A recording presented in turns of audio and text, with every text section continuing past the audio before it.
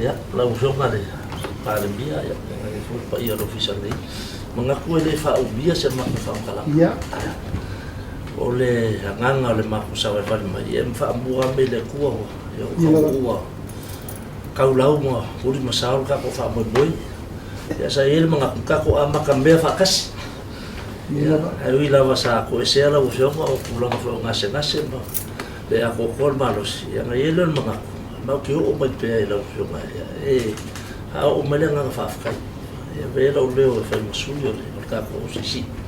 O mo ka ko le mafuka ilai ko ngai ba. Ya mo la nga fa fa kele ni fifi ya nga ko le kasi a walas lang ka ko malo. Ya masa yo o mai fo ka ko au ya kulanga e mar ka fa ya ku sai mar fa mo kele sa ya. Ya mo foi nga fa fa le lang ko ka ko malo sa va ya le fio ko le fa sui pale bia ma mi sky se ka peneta. E o maurunga ya ka ko fa mo fa lo ko kele inga fo ka ko au. Ya, maka pula ia e fa pupu o kwasa ba ko kala ya mo le sira fia lo fioma. Ya ole au kelenga o ka ko results ya. E luas fu o pingi o. Ya se fu vadu pingi sidiva. Ya male o pingi a pambea en toto e limas fu ka ko pingi ku fakasi. Ya o pingi sidia fo i male au Samoa de ka ko kana balo. Ya ilunga ko lea sa ausia fo i Samoa ya fa ilunga fa piko ka ko mo le best ya always is la ku ka ko trophy or best lifter overall or female ya ka ko mo le best junior lifter male ya ka ko mo le best overall female team ya ma le best overall male team ya no vinga la ofio ma ya wa ave uma e Samoa ya ke le ka ko ipu fa ilunga ya wa ka ko fa mo o le Samoa IPFC Universal Cup ya ma ka ko la ya ai le ka se ma ko fa kalanga ya o lewa ka ko le mafuka ya e lau la e fa bo ya ka ko ginga fo i mo le souvenir ya awale ka ko fa mo sa ya se ba ko ele ya mal pingi oulo ya pingi oulo le ka ko Universal Cup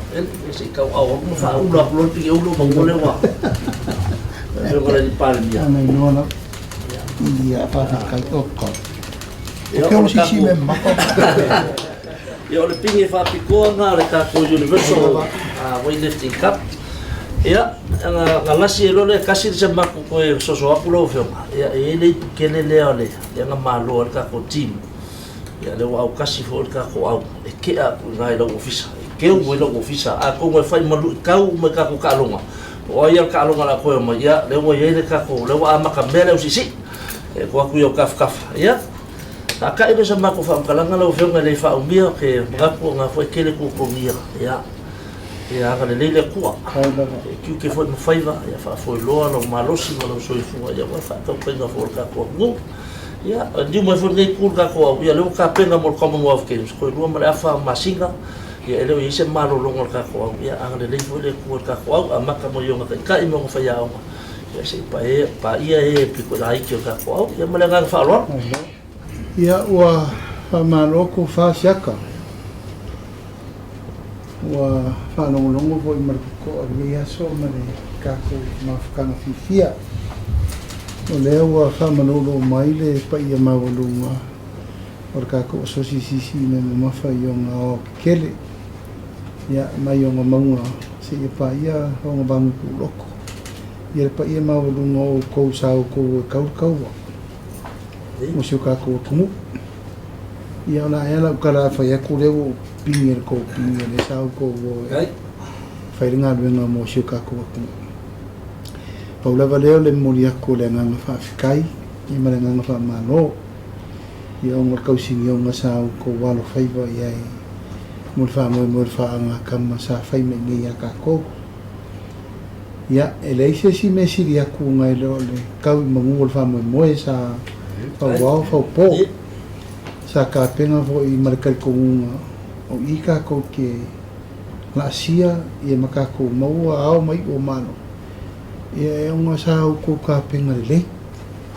yo e failo le fai ma fongo ka ko malo e moli ko va ka kele ai ma wa ko le aso e ka ko filo e fo ka fai naming right mo ele ia so ma sa salo ai sea wala va ina sa mga kuai kapenga nga sa fenga im ko pepe ma kwala mo ko okay lo ai e manguia ka ko fa mo ya o ai sa mo wa masi mai ele la rolangi wo mai ya ki kari kong e se nga luenga na fausa so skasi o nga luenga na maka mai o ko ama ko mere ka ko ki kemingi ya le o mai ya o ko o mai fo i fanga o fo o mai fo ko pulango le lavo io le lava papa beloa le ingo ka u le ia mo sio ka ko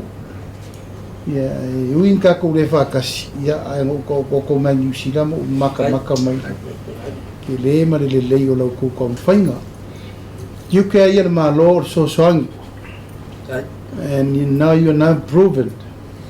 ele ise mena ko kuka i ise so songi na le o ko kadi le me kaunka ko wo ia i ku lo lava langa le en paumer fa nga kama kere fa nga kama le ku ia na fa ka ko fiki ku si fa nga kam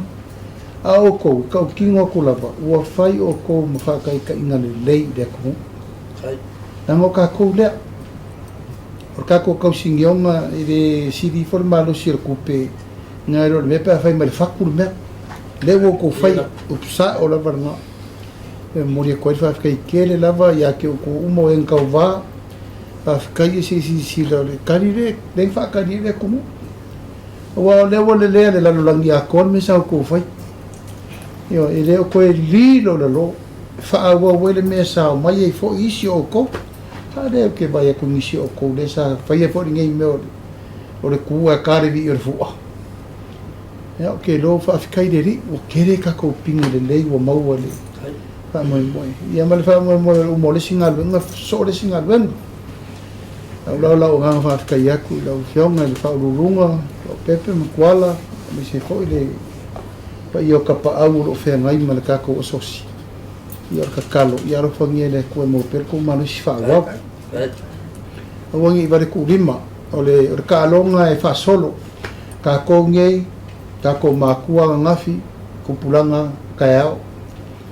wangi ka ko balkuri ma ka ko kurkuri maka ngau me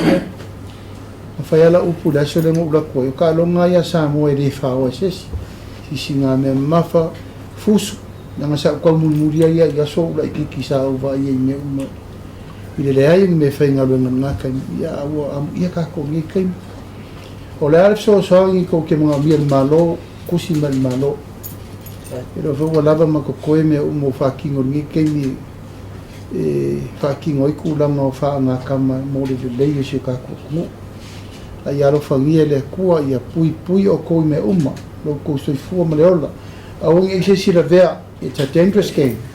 you know you are lifting weights that can be critical in the times e kupo fa fika out ai alo famia le i papa de loa ia mama wangi me le wa ko pulanga fai mai male kama o ainga o fa manguia ka ko malo ia o le ka ko felonga pe nga vo me ko so le ska ko tournament